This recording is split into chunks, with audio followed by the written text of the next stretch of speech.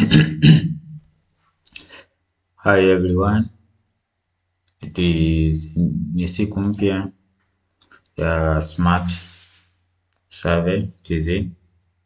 Leo hii tunaenda kujifunza kutengeneza topographical survey kwa kutumia AutoCAD.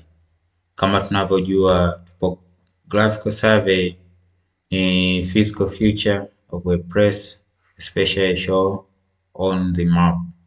Kwa Kiswahili tunaweza kusema ni vitu vinavyoonyesha maumbo ya ardhi kama vile milima, mabonde, mito, miinuko, miteremko na mipaka.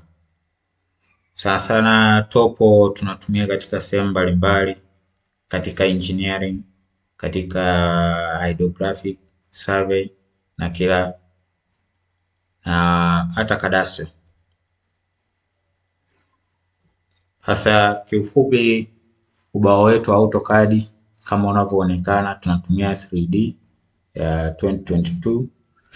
Tunajua kitu cha kwanza ni kuseti ubao. Tukiangalia kwa umakini, ubao tayari umeshakuwa set.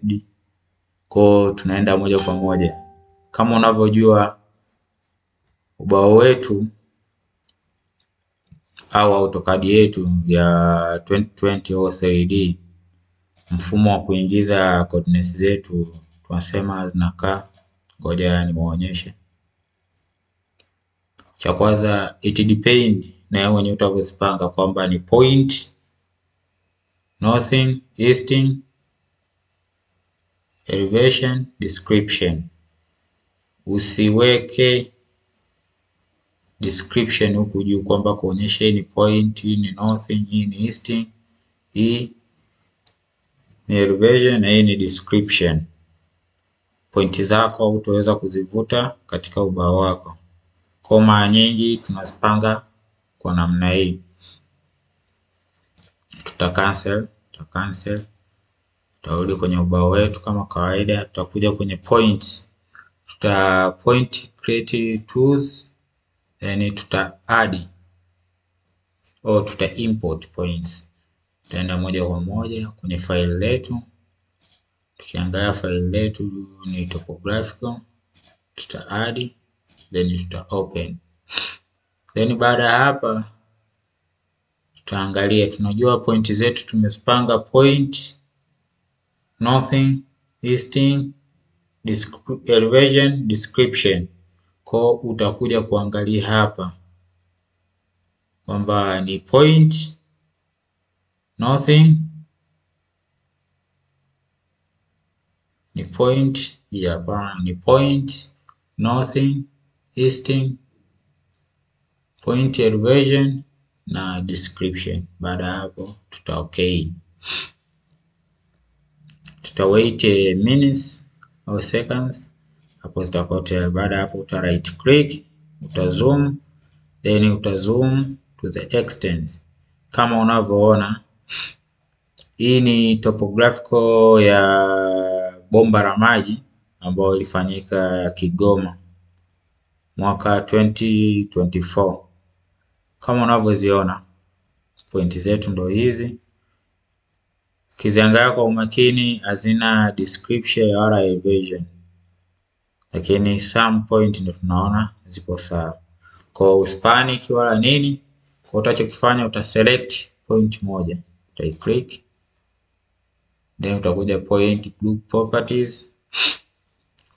Utaletwa sehemu kama hii.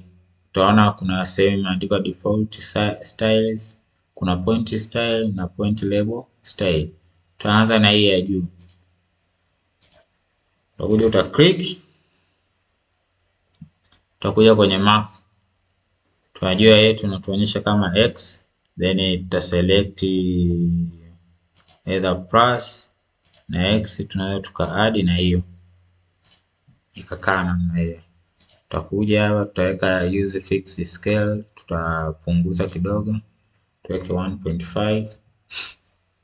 Okay, tuta apply, tuta okay, tuta apply.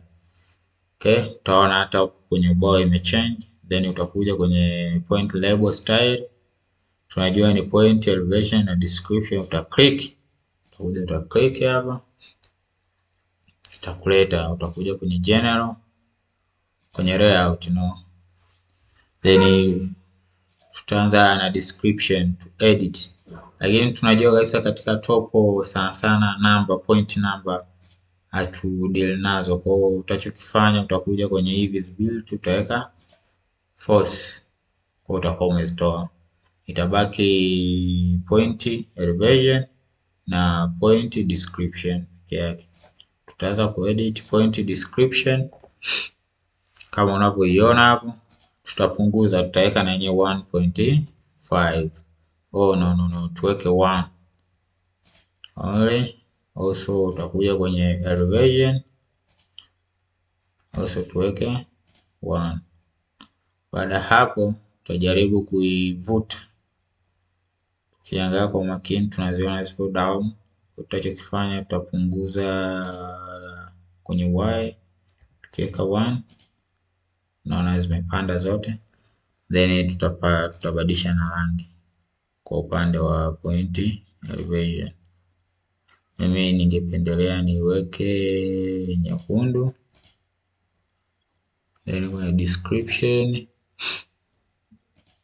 niweke rangi ya blue. Okay, apply. Okay, apply. Okay, kija kucheck kwa makini kama unavyoziona. Okay, kama unavyoziona zinavyoonekana, kila kitu kimesha change. So ukiangalia kwa umakini kuna zilizokaa vizuri na zilizokaa vibaya. So nataka tu change hii symbol ilivyokaa haiwezi kufanana the same. Tutarudi point group, hiyo point style, tutakuja kwenye sum au kwenye display, almost tuweke empty white. Apply. Okay, apply. Also tuongeze distance kidogo between this gap kwa description, tukiweka 0.5 negative 0.5 somehow.